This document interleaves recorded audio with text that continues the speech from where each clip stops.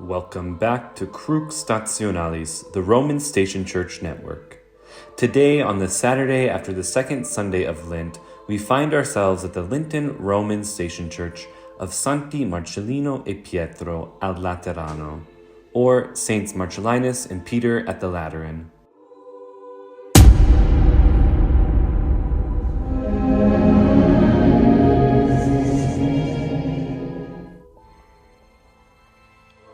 Saints Marcellinus and Peter were a priest and an exorcist, respectively. A note about what this word exorcist means. Minor orders are historically ranks of church ministry.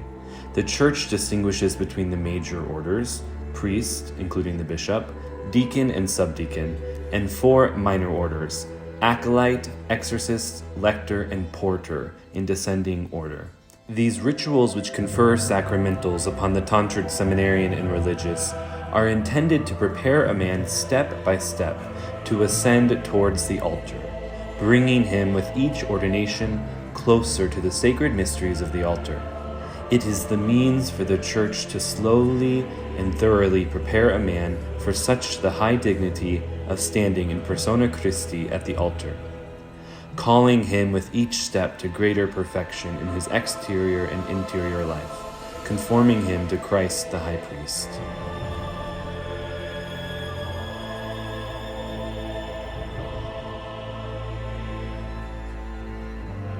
Saints Marcellinus and Peter were two Christian martyrs called to bear witness to the faith in Jesus Christ during the persecution of Diocletian around the year 304.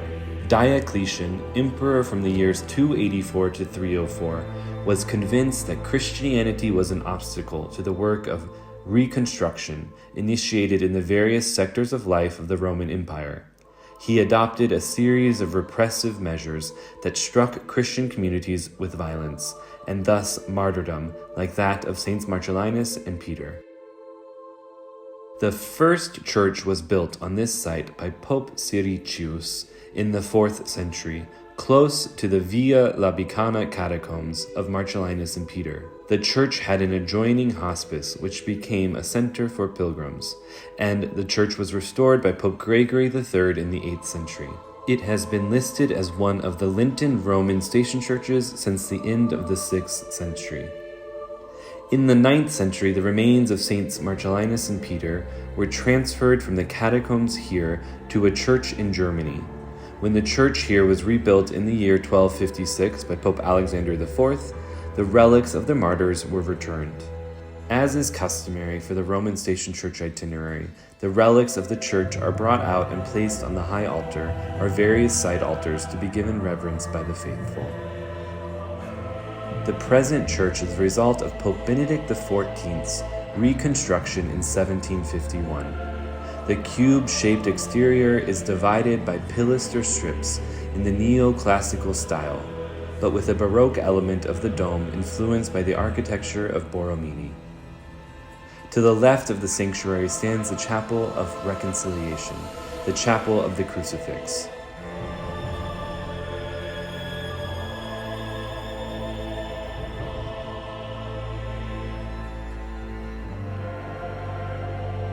This altar, with the Madonna and Child, St. Joseph and St. Teresa of Jesus, gives testament to the presence of the Carmelites, who had care of the church until the year 1906. The church is presently a parochial church.